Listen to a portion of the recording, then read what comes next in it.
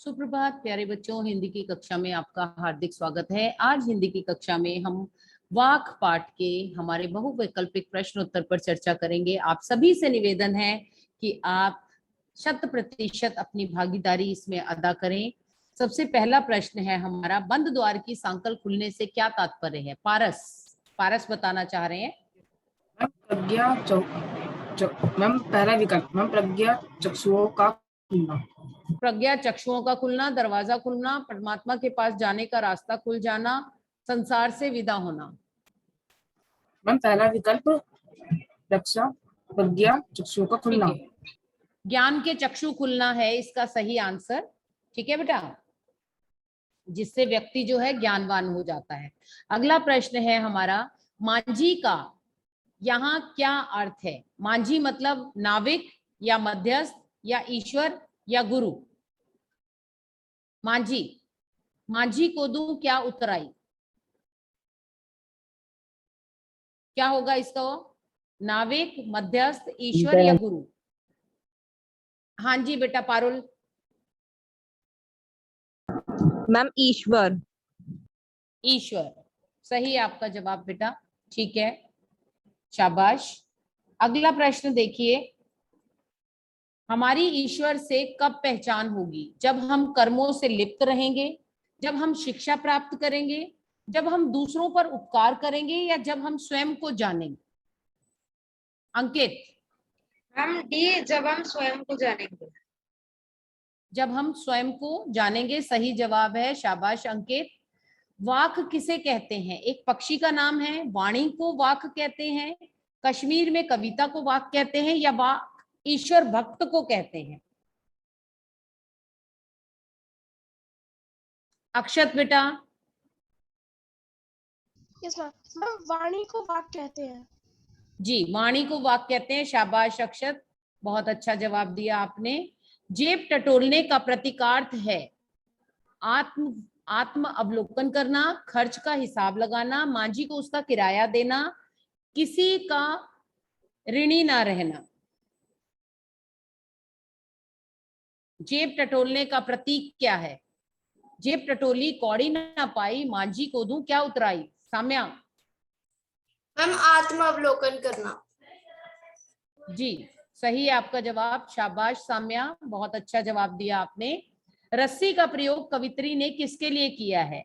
ईश्वर तक पहुंचने के लिए, या रस्सी का प्रयोग प्राणों के उस सहारे के लिए हुआ है जो हमें ईश्वर तक ले जाता है, या रस्सी बंधन का प्रतीक है, या रस्सी मोहपाश का प्रतीक है? हाँ जी किंशुक बेटा बताइए। मैम प्राणों के सहारों के लिए। किसके लिए? Ma'am option B. हाँ, रस्सी का प्रयोग प्राणों के उस सहारे के लिए हुआ है जो हमें ईश्वर तक ले जाता है, शाबाश। समखा तभी होगा संभावी, पंक्ति में निहित आपको अलंकार बताना है। समखा तभी होगा संभावी, कौन बता रहा है? हाँ जी बताओ किंचुक। मैम यामक। यमक अलंकार, ठीक है। कोई मुझे यमक अलंकार का नियम बता सकता है? यमक अलंकार क्यों एक सम का अर्थ शमन करना और दूसरे सम का अर्थ होता है समानता का भाव। तो जब एक ही शब्द के एक से ज्यादा अर्थ होते हैं तब वहां यमक अलंकार होता है, शब्द की आवृत्ति होती है, अर्थ भिन्न भिन्न होते हैं। सूक्ष्म सेतु पर खड़ी थी, पंक्ति में आप अलंकार बताइए, अलंकार बताइए। सूक्ष्म सेतु पर खड़ी थी, बीत गया दिन आ। हाँ जी बताइए बेटा। रूपक। जी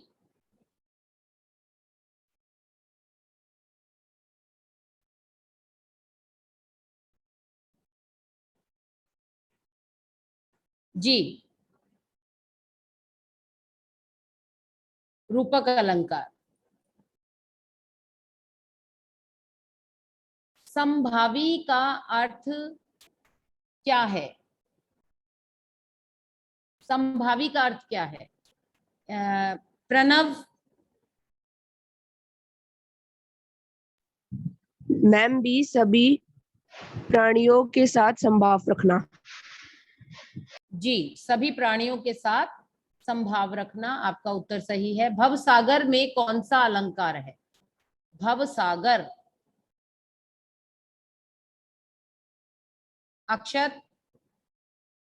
मैम रूपक।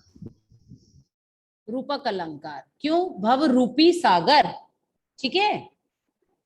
कच्चे धागे किसका प्रतीक हैं? वस्त्र का, डोर का, कर्मों का, कमजोर और नाशवान सहारों का।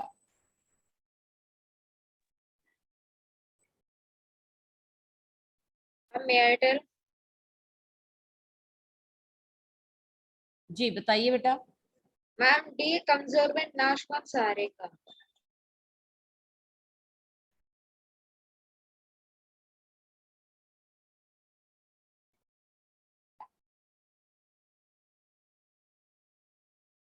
हाँ जी, आपने बताया कमजोर व नाशवान सहारों का, बिल्कुल सही है। लल्लत द्वारा रचित रचना को क्या कहते हैं? दोहा, पद, वाक या सवैया? पारस। मैम ऑप्शन सी मैम वाक। सही जवाब। लल्लत को जन्म से किस नाम से नहीं जाना जाता? लल्लेश्वरी। बताइए, 4 ऑप्शन दिए हैं आपको। Ma'am may I spelling tell? सबकी अलग। हाँ जी बोलो। Ma'am D Lankeshwari. A. Ma'am D. D Lankeshwari. सही है आपका जवाब बेटा, बिल्कुल ठीक है। लल्लेश्वरी तो हम कहते हैं, मुझे लगा आप लल्लेश्वरी कह रहे हैं। लंकेश्वरी नहीं कहा जाता। ठीक है। लल्लत का जन्म कहां पर हुआ था? लल्लत का जन्म कहां पर हुआ था? मैं बताऊं? हाँ बताओ बेटा मैं रक्षित। मैम सी पार्ट कश्मीर स्थित पामपोर के सिमड़ा गांव में। जी, कश्मीर स्थित पामपोर के सिमरा गांव में, बिल्कुल सही जवाब है। लल्लत का जन्म कब हुआ था? Ma'am may I tell? मैं एयरटेल। अंकित। मैम ए 1520। 1520। ठीक है।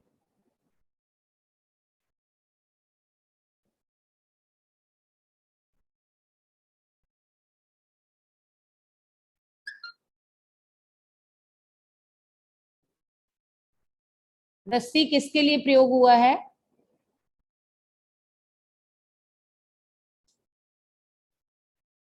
May I ma'am tell? सारे ऑप्शंस नहीं दिख रहे।